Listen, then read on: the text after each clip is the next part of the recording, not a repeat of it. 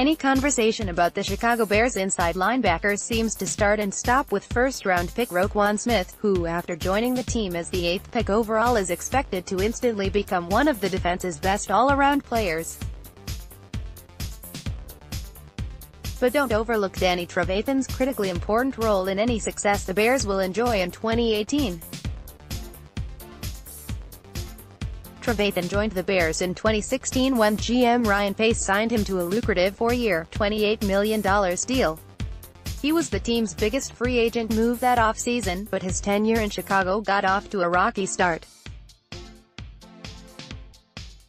He appeared in only 9 games due to a combination of thumb and knee injuries. Trevathan had a slightly healthier season last year. He missed a handful of games with a calf injury but still finished with 89 tackles, 2 sacks and an interception in 12 starts. His season ranked 12th best among linebackers on Pro Football Focus's grading scale. He finished the year with an 84.7 grade. Related, 15 most important Bears of 2018 to 15 Taylor Gabriel, 14 Trey Burton. With most of his defensive teammates back for another year, Trevathan will take on even more of a leadership role. Most importantly, he'll serve as Smith's mentor in the middle of the defense. Trevathan will benefit as much from Smith as Smith will from Trevathan. Opposing offensive coordinators are likely to pay more attention to Smith's game-changing skill set, leaving Trevathan in more favorable situations to make plays. It may take a few games for Smith to earn that kind of respect from Bears opponents, but the assumption is he will, and once he does, Trevathan will be the beneficiary. The good news for Chicago is that Trevathan, when healthy, is about as reliable of a defender as the team has on the roster. If he's given a chance to make plays, he's going to make them. He doesn't need Smith to be great to find success on the field, but Trevathan's ability to thrive alongside the first-round pick is an added benefit. This season marks the best chance Trevathan has had since joining the team to match some of the remarkable numbers he produced with the Broncos. In 2013, the last time he played a full 16 games in a season, he had an incredible 152 tackles. Trevathan has to prove to the Bears that he can contribute over a full season. He has to stay healthy and start 16 games. If he has another injury-riddled season, Pace can move on from him with little cap consequence next offseason. Trevathan certainly doesn't want to receive his walking papers, and he knows the pressure is on in 2018 with the commitment Chicago made at inside linebacker in the NFL draft. The best way for Chicago to get a massive return on its investment in Smith is if Trevathan has the kind of season Pace envisioned a couple of years ago. If he stays healthy, Trevathan could easily become the team's most important defensive player by the time the season ends. 3 questions for the Bears coaching staff. How will Matt Nagy handle adversity? Head coach, Matt Nagy. Offensive coordinator, Mark Helfrich. Quarterbacks coach, Dave Ragone. Running backs coach, Charles London. Wide receivers coach, Mike Fareed. Tight ends coach, Kevin Gilbride. Offensive line coach, Harry Houston. Defensive coordinator, Vic Fangio. Defensive line coach, Jay Rodgers. Outside linebackers coach, Brandon Staley. Linebackers coach, Glenn Perez. Defensive backs coach, Ed Donatel. Special teams coordinator, Chris DeBer. Strength and conditioning coach, Jason Loscalzo. 1. How will Matt Nagy respond to adversity? Nagy only called plays for 5 regular season games and then that ill-fated playoff loss to the Tennessee Titans last year with the Kansas City Chiefs, so we don't have a full picture of how the first-year head coach will handle deteriorating or difficult situations.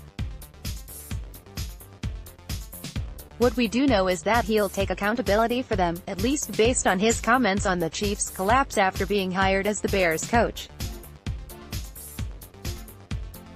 https://www.nbcsports.com/chicago/bears/matt-nagy-kansas-city-chiefs-playoffs-play-calling-andy-reid-ryan-pace. That's a good start. But not everything will go the way Nagy plans in training camp, preseason games and then the regular season. What happens when he throws an ill-advised challenge flag? Or when a poor play call puts Mitch Trubisky in a bad spot? Or when the defense gives up a critical score that costs the Bears a win? In the short term, how Nagy handles an investable training camp kerfuffle between teammates will be an interesting storyline. The Bears didn't have a significant injury occur during the off-season program, but Nagy's personality would seem to lend itself to him handling a situation like that well. He earned the respect of his players during OTAs and mini-camps, but it's hard for something to go seriously wrong in April, May and June. The stakes are higher in July and August, and then even more so in the regular season. How Nagy handles the ebbs and flows of a season will go a long way toward determining his success as a coach, too. Will coaching consistency lead to the Bears' defense improving? The Bears have staked the success of their defense in 2018 on two things: 1, keeping largely the same group of players, and 2, keeping the entire coaching staff in place. The only additions to this group were Roquan Smith, who, to be fair, represented a significant investment, and then a few guys who may be more rotational pieces: Aaron Lynch, Joel Iyugbe, Bilal Nichols, Kylie Fitz. So what the Bears are expecting is the players already in place on this defense will play better than they did in 2017.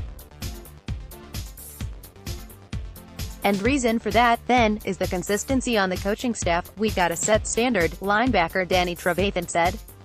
"We know what we need to get better at. Vic put up a display of what we need to get better at, and we all know what it is. It's all going out here and making it happen to make us get better. We were top 10, we want to be top 5, top 1. That's our whole attitude, to get better each day, taking as much of the day as you can to get better, work with the guys that you're with and have fun." 3. Will the coaching structure around Mitch Trubisky lead to growth? Nagy is a former quarterback. Offensive coordinator Mark Helfrich and quarterbacks coach Dave Ragone are both former quarterbacks, too. Nobody's pretending like the Bears' coaching staff wasn't assembled with Trubisky in mind. Those quarterback-centric coaching trios worked well in Los Angeles and Philadelphia, with both the Rams and Eagles going from under .500 in 2016 to winning their respective divisions in 2017. Expecting the Bears to do the same may be unfair given the strength of the NFC North, but then again, if the Rams, a seemingly moribund franchise that hadn't had a winning season since 2003, can do it, then why can't the Bears? For all the hype pace generated by signing Allen Robinson and Taylor Gabriel and Trey Burton, and for all the positivity felt because of the consistency on defense, the no. One thing that'll determine how good this team will be is the success, or lack thereof, of Trubisky. Pace, Nagy and Trubisky are tethered together and will collectively sink or swim as a group. Pace's work, for now, is done. It's now on Nagy and the coaching staff he assembled to work with Trubisky and give him the best chance of succeeding in 2018. J.J. Stankovitz, John Moon, Mullen and Brian Perez break down what they're looking for from the Bears offense when training camp begins later this month in Bourbonnais. Listen to the full episode here or via the embedded player below.